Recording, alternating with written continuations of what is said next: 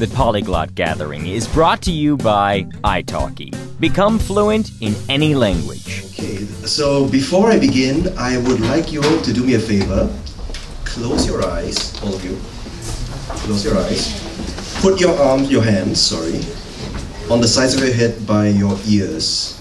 Exactly. Now, don't say anything. Don't say anything. What do you feel on, the ears? So I'm going to tell you.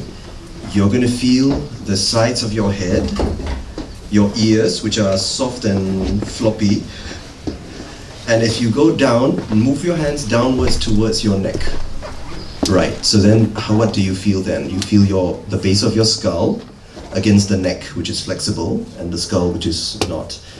Okay, right? Right, so thank you very much. You can open your eyes now. I won't ask you to touch yourselves lower than below that, so no worries. Right, so what I'm doing is basically to show how a lot of ancient cultures, a lot of traditional societies, which have no writing, no technology, they often describe the world in terms of tactile sensations and in terms of kinesthetic terminology. So, for example, this is a very nice picture I found online. It's from Northern Australia, and it depicts the time of what the Australian Aborigines call the dream time, when man and the spirits and the supernatural were one, of course, that's the way. So I had a dream a long time ago about climbing a mountain, because I enjoy hiking, and I had the idea that the mountain was trying to talk to me. It's like, get off my stomach. Yes. So I was walking on Mother Earth's stomach, so this was a dream. And this is where the idea came from. So I'll be talking about basically how traditional societies conceptualize space, time, everyday things, utensils, objects that we wouldn't think are special in terms of how they relate to the human body, the things that you've touched and just now. Okay? So I'm going to leave about 10 minutes or so towards the end, and you can ask me questions at any time. All right, you want, but if you have really long questions, keep them towards the last 10 minutes or so. Okay. All right. So conceptualization of space and the environment using body metaphors. So we all know what metaphors are, right? Right. I don't think I have to explain to you now. Let me give an example using body metaphors, okay? So this is the next one. This is an explanation of metaphors. So metaphors are the cognitive tools through which we understand ourselves and the world, right? It's an invention of the human mind. And one of the primary resources for metaphors is the human body. Because when we evolved from ape-like creatures into, functioning modern-day ape-like creatures. We compare ourselves with others. We always compare the self and the other. So if this thing looks, it looks kind of like the head of Nefertiti. There's a stone in Taiwan that looks like the head of an Egyptian queen. So that we're actually relating what we have on our bodies with our external environment. And this has been going on for thousands and thousands and thousands of years, pretty much. Okay. So the next slide. Let's see. Right. So probably since we first became self-aware, we as humans have always been fascinated with our own bodies, and when talking about psychologically, mentally, and culturally as well. So this is a drawing from Australia, again, probably tens of thousands of years old, depicting human being, I guess, in very, very abstract terms. And it's fascinating because even at that time, people had a conscious idea of self, like that is us, that is me, drawn, according to the techniques and the materials available at the time. And this is us and others, things that are human and not human, we and them, basically. So, sorry, I've gone back to the front. Yes. So, we speakers of English use this all the time. For example, who has said, he's come to my neck of the woods? There you go. What does it mean? It means near to me. Perfect. But it doesn't mean that that the woods have a neck. No, right? So that's a metaphor. You're using something that's physical to represent a concept that is abstract. You know, so that's, for example, break a leg. So before I came here, somebody told me to break a leg. So, yeah, so my legs are not broken. So that's a metaphor, all right? And keep at arm's length. When you keep something at arm's length, it means that obviously you're not keeping them at an arm's length away. It means you're keeping someone away from you, as if you're using your arm to, you know, push them away. But that's the metaphor. Okay. Up to your elbows. No, you don't use this. Maybe I'm a bit old-fashioned. Perfect. And on the other hand, and to get something off your chest. It doesn't mean like get something off your chest. It means you get, you know, something that's bothering you to talk about it and to open up. So that's an abstract concept that you cannot hold and touch, but you're describing it as if it were an actual, you know, physical object on your chest. So these things are what we would call body metaphors. And English uses them, European languages do, Asian languages do, to a certain extent. And based on, different languages have different expressions and do different amounts of metaphors related to this. I'm going to look at languages that use this extensively. We are looking at, basically, indigenous languages in the Americas. Basically, I'm looking at Northern American languages, primarily on the West Coast in the Pacific Northwest. Oh, thank you. Thank you very much. Okay, so you could go through the second part, which is body part vocabulary and their extensions. And we've already learned that extensions here refer to metaphorical extensions, like what we said just now, can be used to indicate locations and spatial orientations, and physical and cultural relationships, actual physical objects, actions, emotional states, and even the weather. Yes. So we look at the next slide to show you where the target area is. Okay, so this is a very, very, very simple map of the languages spoken in North America and that are still extant in North America. We will take a look at this area. You mean Canada? Yes. Yes, in this case Canada, yes. This is Canada. Sorry, not North America, but Canada. So if you see the area between Saskatchewan, Manitoba, you know, that area, right up to Hudson Bay, yeah, that's where the Chippewayan people live. And they speak a language very, very closely related to Navajo and Apache.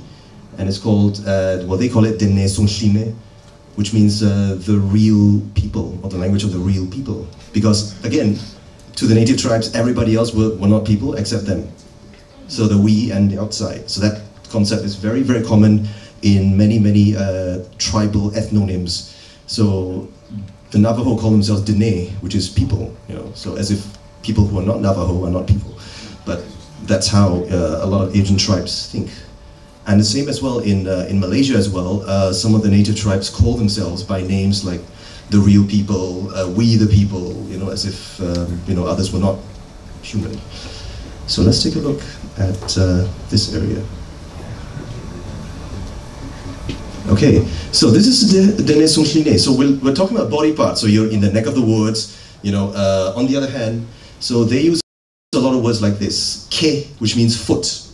But again, if you extend the concept of a foot, it's the foot, it's the shoe, it's the footprint, and it's the tracks with the same word.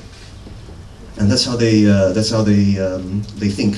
So anything related to walking, anything related to tracking something with footsteps uses the same word. And this word ke, which is, okay, I'm using the high tone mark to show that this language has tone. So the word ke with the high tone refers to, basically, it can be used as a noun, it can be used as a verb, it can even be used as a postposition. So it's flexible. There's a fallacy that many North American Indian languages do not distinguish nouns, verbs, and participial. They do. But what happens is a single root can have, in fact, multiple categories. They are basically undefined lexically. You can use it as a noun, as a verb, as an adjective. So we'll see. So seke means my foot. my shoe, my footprint, my tracks, depending on the context. All right? And if you go down, interestingly enough, the word for toe is denekesele, which means person's foot, diminutive, so the person's little foot. The apostrophe on the TS is that it's yes, it's an adjective, yes, affricate.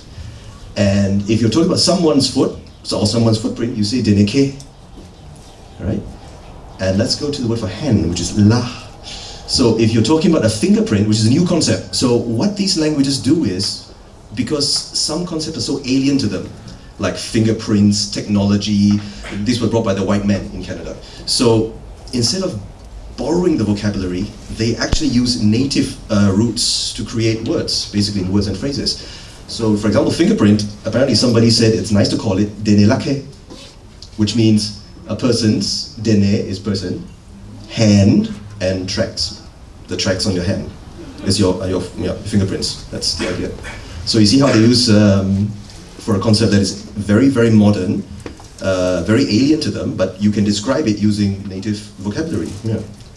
Right, which is a horrible thing for second language learners, because you can't, there's no similarity to any kind of vocabulary that you're used to, basically. Kecho is boot, this is a big shoe, which is very logical. Kensushine is a moccasin, which is made by the natives, as opposed to European-made shoes. And sushine means real, authentic. So what is local, what is native is real versus the other. And you can even use ke as a verb. Naske, which means I am following, tracking him, her, or it. It's a verb, yes. And you can conjugate this as a verb, but I won't bother you with long paradigms of Dene verbs. So this is how they use the word foot. And for the word for hand, this is the hand. So we humans use our hands to carry out the most fundamental and basic tasks. We feed ourselves, clean ourselves, we clothe ourselves, we build our homes, create tools, and of course we communicate, with our hands, right? So that's why the word for hand, metaphors with hands, are among the most common in the world, even in the most distant and isolated societies. So in the Dene Songshline language, the word for hand can be used for a lot of things. Hand is la, which means, I forgot to put the high tone mark, but anyway, la is hand, tip, extremity of something, the tip of something. Your work, because when you use your hands to work. So those things associated with your hands, they are your hands. Your partner, whom you embrace with your hand, with your arm, is your la as well. Now in Dene, to make a word possess, to make the possessive form of a word, you add a prefix. So if you put the word si, si with a tilt at the bottom to show a nasal vowel, it means my hand. That is, I physically own it, so it's my hand. If you put se in front, it means my hand that not attached to my body. So in this case, it can also mean my work, my partner, my assistant, my helper.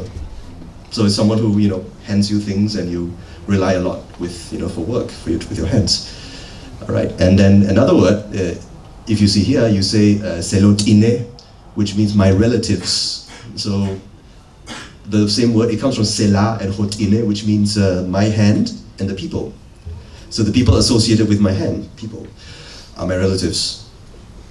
And if you look at the next one, for thumb, dene lachev, which means human hand and duck.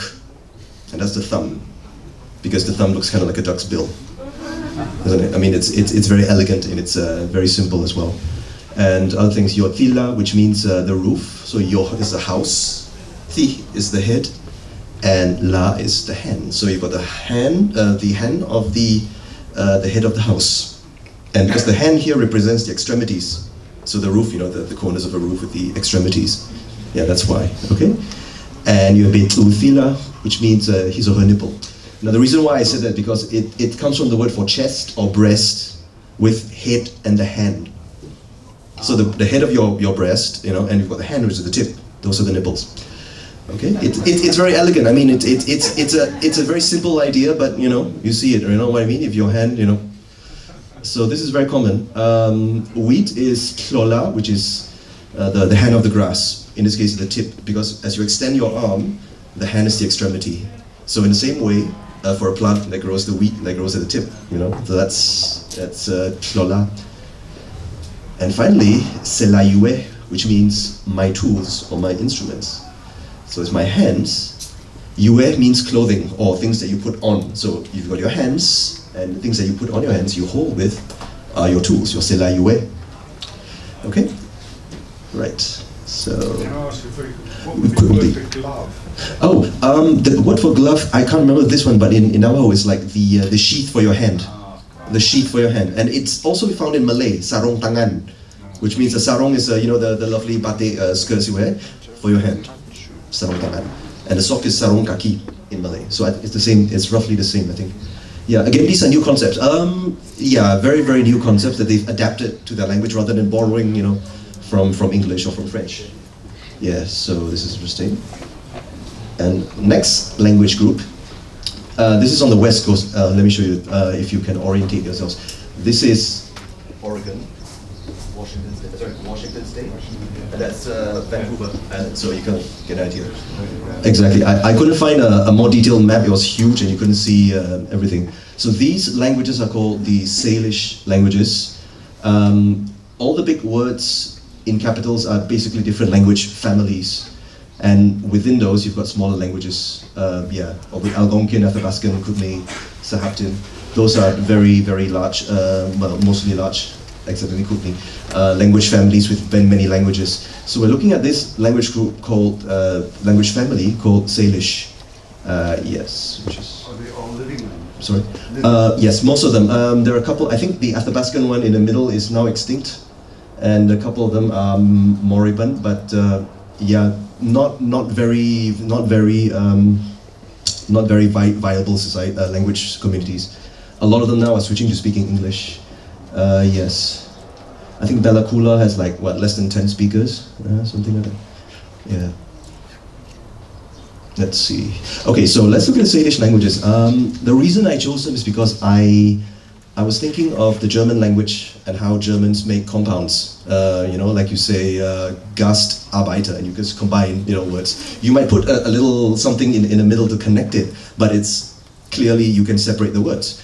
In this language, you sometimes cannot, because a lot of words, about 100 of them, if you can see, the lexic have full forms and they have lexical suffixes.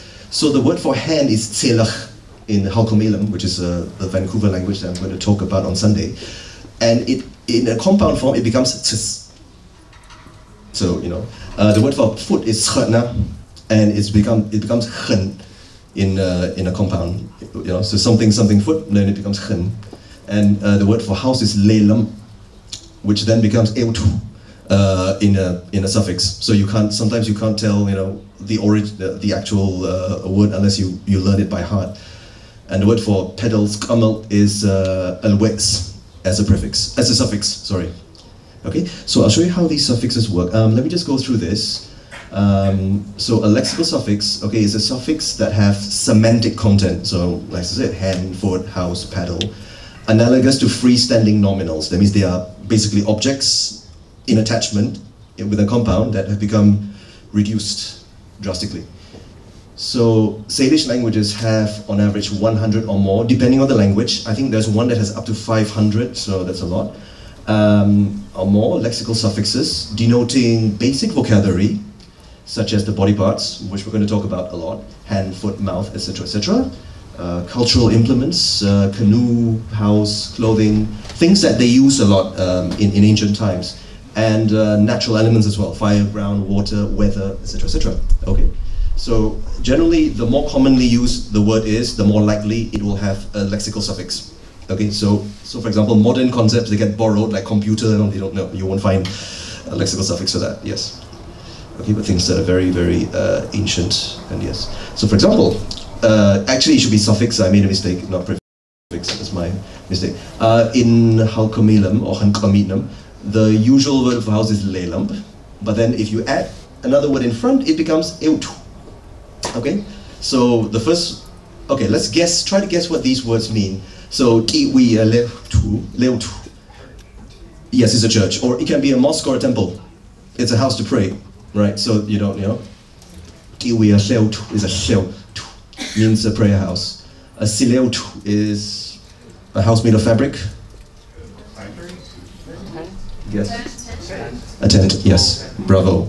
It's a tent. It's made from fabric. And of course, tela is money, so teleu is a bank. It's a bank. Okay? So you see how it works?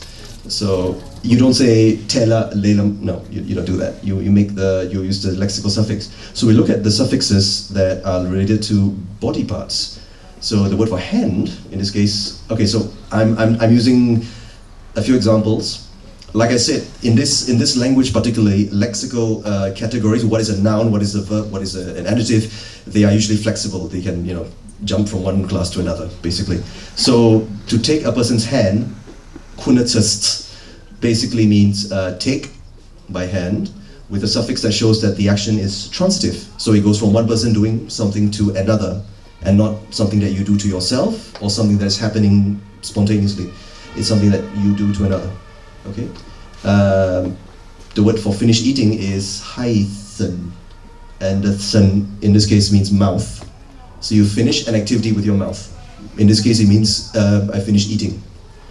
What happens is because these languages tend to use a lot of idiomatic expressions. So many of them tend to be very, very specific, like to finish eating, haithen, with the mouth. It could be finish any activity with the mouth, but in this case, it's eating, which is what you do with your mouth most of the time. So logically, so yeah. So again, it's idiomatic as well. Yeah.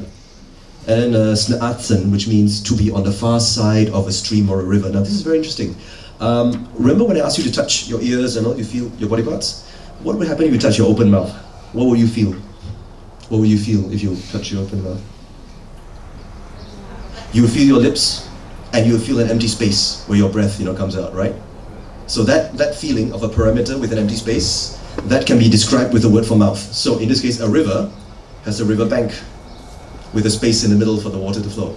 So in these languages, they use this suffix in words dealing with river, streams, because the edge of a bank, borders a space of flowing water, an empty space, roughly. So the same concept. You see where I'm going with this? With this extension of body part, body idioms to a wider environment. This is what they do. All right. So I'm not going to explain too much on the grammar. That's on Sunday. The first prefix usually refers to nouns, things that are concrete, usually. And the nut means to be there, but it actually means to be away from the speaker. So I'm here, away from me, on the other side of the mouth of the space with an edge. So I'm on the other side of the bank, or on the far side of the stream. Basically, it's like that. Malaysian languages the tribal languages in Malaysia work like this as well. I don't have time to explain it, but they have a concept whereby your orientation is based on the river. So the same as the Pacific Northwest, these cultures use rivers to navigate. So there are a lot of words for upstream, downstream, upstream, but going up the hill, downstream, but on a flat plain. These words are all different. And instead of saying, I'm going to my friend's house, they'll say, I'm going to my friend's house uphill, or I'm going to my friend's house way over there where you cannot see, things like that.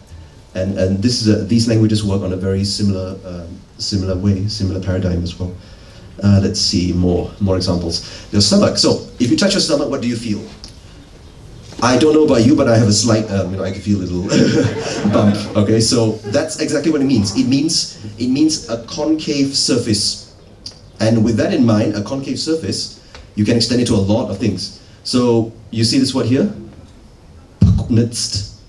Can you say which means to put a pot over a fire. But there's no word, in English you say put a pot over a fire, and in European languages you do that, but not in this language. The first word actually means warmth, to warm, something warm, to warm up something. And the second one means belly, and the third is a transitive verb. It's something you do to something else, to someone else. So it means to put a pot over a fire. It means to make, you make the belly-like thing warm. So that's how they they do it. So again, the word is belly, but there's no stomach, there's no belly if you translate it into English. You see, this is the concept. And the same thing for the word for stumnets, which means the hip bone. So the bones, stump is bone, and nuts is the stomach or the abdominal area. So there are no bones here, but adjoining it, there are. Yeah. And if you touch your hip bones, they're a little bit concave as well, you know. So the idea of concaveness is expressed with the word for stomach. Okay. And for pot cannot be the relationship between stomach and pot cannot be related to the fact that inside the stomach is like. Yes, yes, as well. It's hollow. There are contents inside. Yeah, as well. Yes, yes, exactly. We're going to go to the next. That's the next slide. Thank you. Okay, so yeah, so you can't see it, but this means to wipe your behind. Up some. Okay, and if you look at it, it's made of 1, 2, 3, 4. This is an actual verb. If you say up and some, it means he's wiping his behind. I mean, or he wipes his behind. It's an actual verb, and it's made up of 4 parts. You have the word, the first word, the with the H, the XW, which is from the Vela region. It means location, an area. You're doing something in a location or something to a location. And up means to wipe or to do this sweeping motion. All right, and anuts, the same prefix, same suffix, meaning belly. And the last part, I won't explain it now. It's used usually to show verbs that are either intransitive, reciprocal, something that you do to yourself, you know. So in this case, you wipe your own behind. Yeah, if you wipe somebody else's behind, you use the suffix. Oh, okay, right. Right, so again, but why belly? Because the belly contains the contents, the guts, the intestines, and the produce that, you know, whatever comes out. So that's what it means. So it doesn't mean wipe your belly, it wipes the contents of your belly, which comes out from, you know, let's not be too graphic with that. Okay, now, okay, am I clear? And if we look at the word to sit, again, the same concept, which means to sit on a chair, or for a bird to perch on a branch, you have the same location, which means to light, to land, like a bird landing. And this extends to planes landing as well, this in the modern age. And belly, and the medial, which shows an intransitive action. So this shows basically you're sitting down, but not on your belly, on your butt, on your buttocks. Why? Because your butt, sorry, I'm not being rude. Your buttocks are a bit, you know, concave, isn't it? Nobody has a really flat bottom. Don't lie to me. Okay, but isn't it true? So that as well, and also because the contents, because your buttocks are linked to your gut, to the intestines, and which is part of your stomach, so it's all connected. So the idea is of connection, interconnectivity, basically, okay? And if you extend the same concept of your butt and your behind and the hindquarters, the word for to cut someone's tail off is, can you pronounce this? Okay, which means, again, the same thing. Oh, sorry, it's I'm sorry.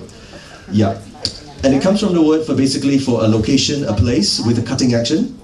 Don't worry about the and whatever, but important thing is the word for this one. So it's an action done on something involving the stomach and a cutting action. And it means to cut someone's tail off, or something's tail off. But why tail? Because again, stomach, they're linked to your guts, linked to your buttocks, and what grows from the buttocks? The tail. So you see the extension? One step after another. So and you can apply this over a lot of words. A lot of suffixes have this kind of property. So they're not only one concept in the Western or Asian minds. Like one thing, no, it's related. Okay, we'll talk more about that in just a minute. The W is a vowel or a vowel? I'm sorry. It's a rounding of the lips. Okay. So is. Okay. So in the first one, there's no vowel actually. There's no vowel. This language doesn't like vowels. It's a cousin of Polish. No, I'm sorry. I'm sorry, but it doesn't like vowels. This one is a yeah. They don't like This not this one. No. I'm so well.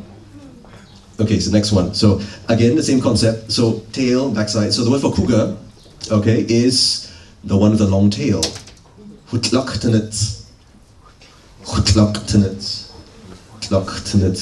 And again, it's location, a place. So a place somewhere. Tlukt means long or length of long object, and your belly. But it doesn't mean long belly. It means there's a long thing attached to something abdomen-like, or attached to the abdomen. So you've got the abdominal area, the intestines, the backside, and the tail that comes out. So the thing with the long tail is the cougar. Apparently, it's the only animal that has a long tail that they know of. Could be. could be in that area. Okay, and again, the concept of tail, behind and all, we have the rattlesnake. Can you pronounce this?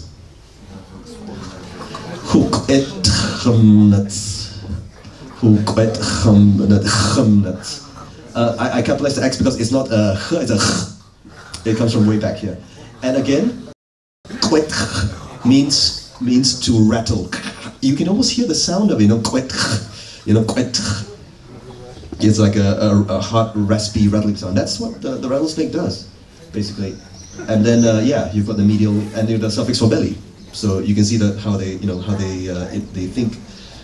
It's not in a linear way. It's sort of like branching. You've got a concept and it branches and branches out, and that's how a lot of languages function in this part of the world. I'm sorry, I can't. I was worried about that. This is another language in the area called Thompson Salish. I think it's spoken a little bit further to the east of Vancouver, and again, it means a shady hillside. It's a noun, and it's nink. So in this case, it's again a prefix that shows the location. A noun or a verb or a root. In this case, that means shade or shady, and you have the abdomen, and it means shady hillside. But why is a hill linked to the stomach? Because the hill is like a protrusion, a concave protrusion. That's the idea. All right. The same thing we have Shuswap, which is another language related in the same family, so they have similar ways of expression. You have black clouds, which is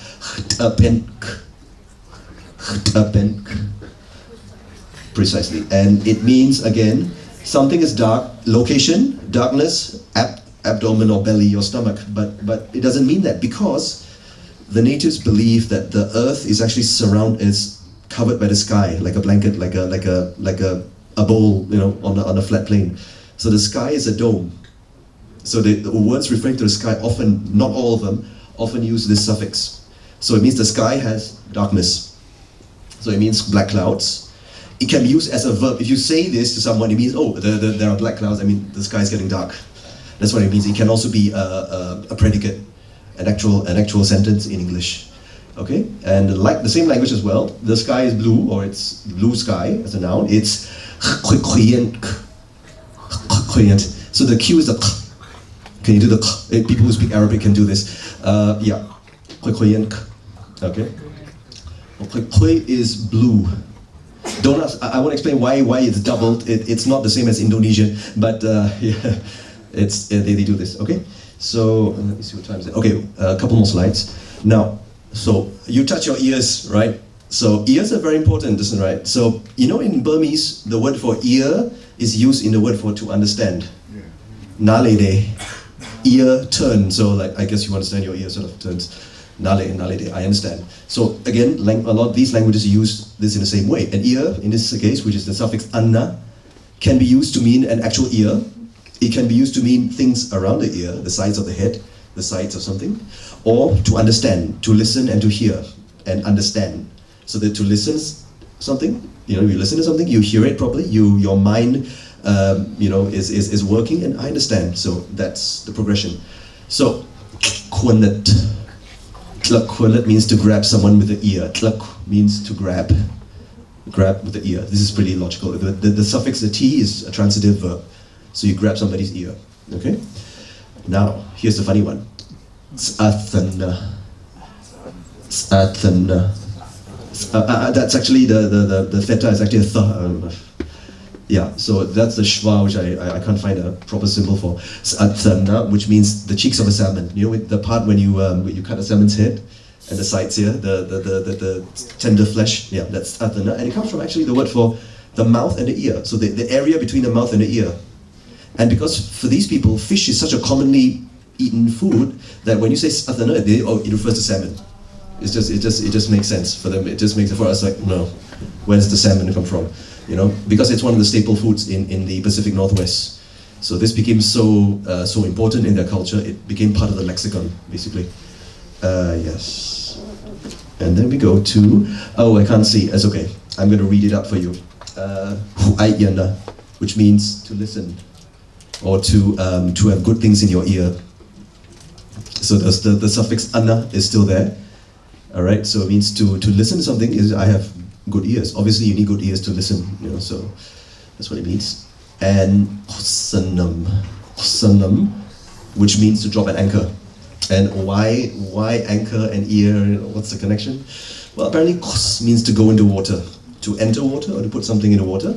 And anna is your ear. But ear in this case means the sides. It's the side of a boat, because when you drop an anchor, you go from the side of the boat, you don't do it from the front, from the side. Hence, the sides are related to the ears, because when you touch your ear, you're also touching the sides of your skull.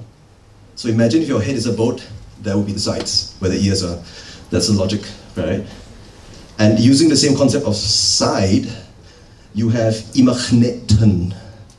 Imagneten, which means a visitor, someone who walks in from the side, from the ears of the house, from the sides, or someone comes in from the side. It's a visitor, apparently. Yes. Okay? Then we go a few more. Let's see. Okay, I'm going to speed up a bit. This is interesting. This is another language, the Thompson Salish, where they say the word for quiet is kaitsteni. Kaitsteni, which means quiet ear. When you hear nothing, your ears are quiet, obviously. So yeah, this is the idea. And this is Okanagan is another language from that area. Okanagan, I think they pronounce it. I don't know how to say it in English. It's the way you say I agree with something, and kun means I. And the next word is kun'inna, which means I agree or I give my consent. So I agree means agree, but you can't say agree. You have to use the ears as well, because when you agree on something, you have to listen to it and process in your head. Okay, I agree. So the ear has to deal with cognition as well, like ideas. Isn't it? It's quite beautiful actually, though, the way it makes sense in a way that, it's a different kind of logic, but it's logic nonetheless. So we go to Cree, the last one. Yes, I've got about 10 more minutes. Oh, yeah. So Cree in this case is one of the larger languages spoken on the west. Towards the east of British Columbia. There are several dialects. The largest one is spread across the plains, and they don't have lexical suffixes in the same way as, say, they have a lot of compound nouns as well, and verbs. Let's have a look at some of them. This is an example of Cree. So this is very quickly, this is Algonquian. So the Plains Cree belongs to a family called Algonquian. If you've heard of the Blackfoot, the Arapaho, the Cheyenne, yeah, they're from the same language. The Ojibwe, the Chippewa, they're from the same language group, and the languages are quite similar. They have very similar characteristics. So among them is this. So in Cree, the word pask actually means bald, bare, empty. So pasquao means it is bald, or it is open. A land is open, and it's used as a noun to mean the prairies, the plains, because it's empty. There's nothing there. It's logic. So if pasquao is the prairies, what is pasquao mustus? It's a prairie cow. It's a buffalo. Mustus is a cow, or mustus, as it. And pasquao inu is a plains Cree, a plains person. So it doesn't mean a bare person, with bald person, but it's a person who lives in a plains area, plains-like area with nothing on it.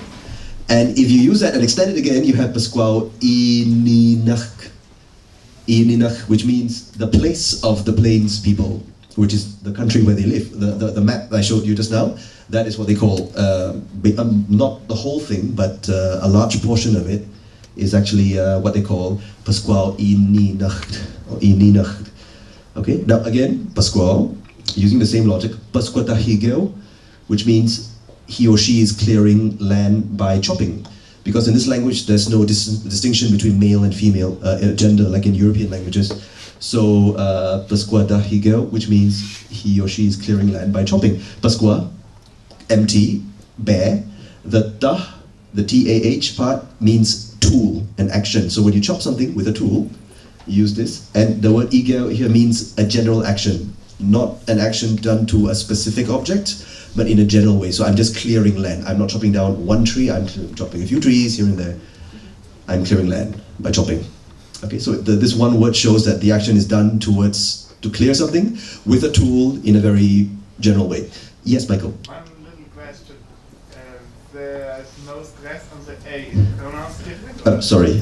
Yes. The A without the what do you call it? The in French is the chapeau chinois, the Chinese hat, is actually the circumfix. Is actually the short A.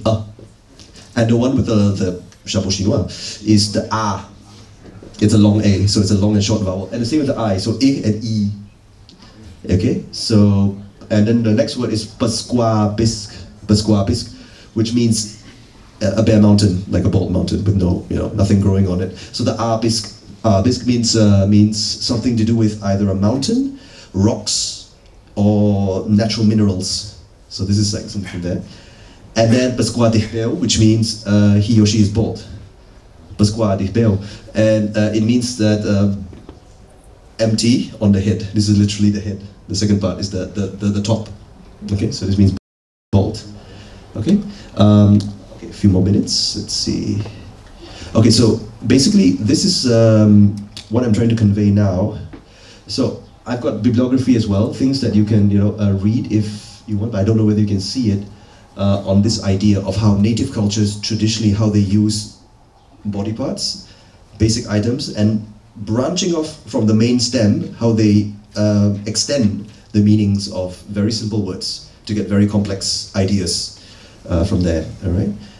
This was okay. So this one is a drawing by an Australian artist, and it conveys people who are gathering plants. And as you can see, the way he draws them, she, I think it's a she draws them. Yes, you've got people with their hands extended, with insects flying around and plants, and surrounded by a field or a grove of plants. And this actually shows a lot of the activities that they did. So in those days, people had very simple lives. They lived, they hunted, they gathered, and their language reflects that. But it doesn't mean that the language is primitive. As I can say, you can extend a lot of simple concepts to create modern ones and very elaborate ways of thinking, to describe very elaborate ways of thinking and new concepts. So traditional Native American languages are very, very, very opposed to borrowing from English or French, despite being surrounded by English speakers.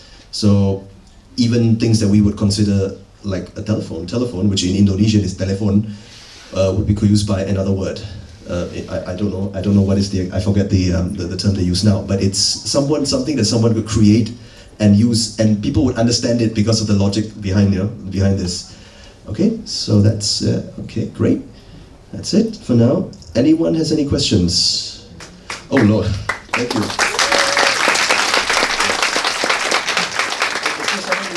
Is someone with a mic, or do I have to drag it myself? Thank you so much. Oh, thanks, Kevin. Oh, thank you.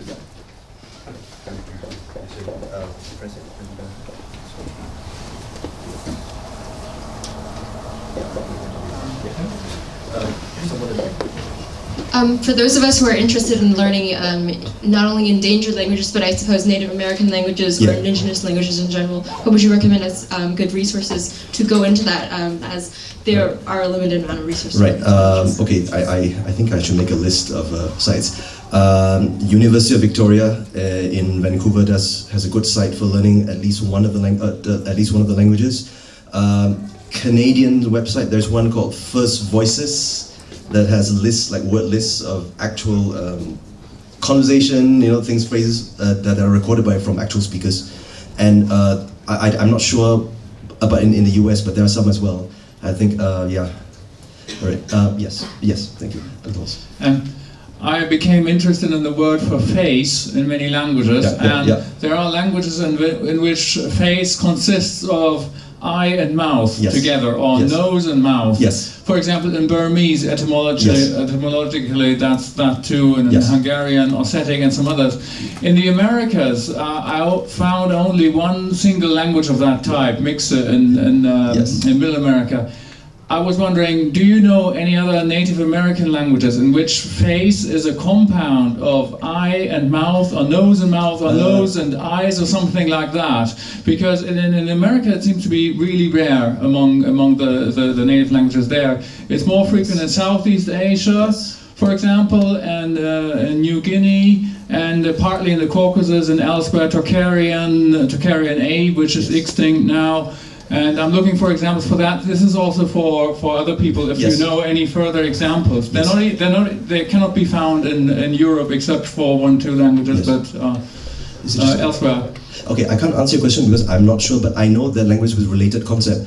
In the Algonquian languages, they often use the word, like a lexical suffix. They call it a final.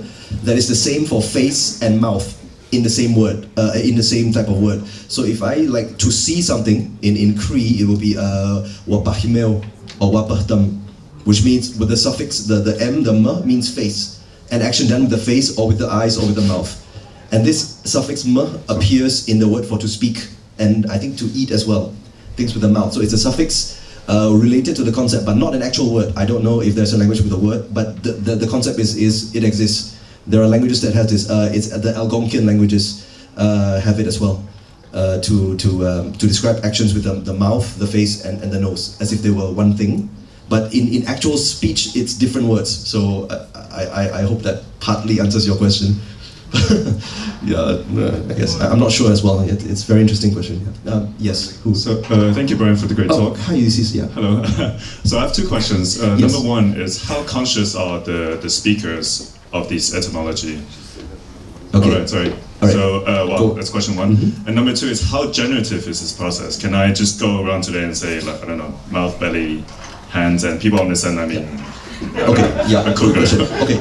The thing is. Apparently fluent speakers really are, that's how they distinguish fluent speakers from partial speakers, is that fluent speakers can manipulate this and they know how it works, whereas partial speakers learn it and memorize it. Okay, so this is the word, like in English when you say telephone, you don't know it's made out of the words tele and phonos from Greek, you don't think about it, so it's like that.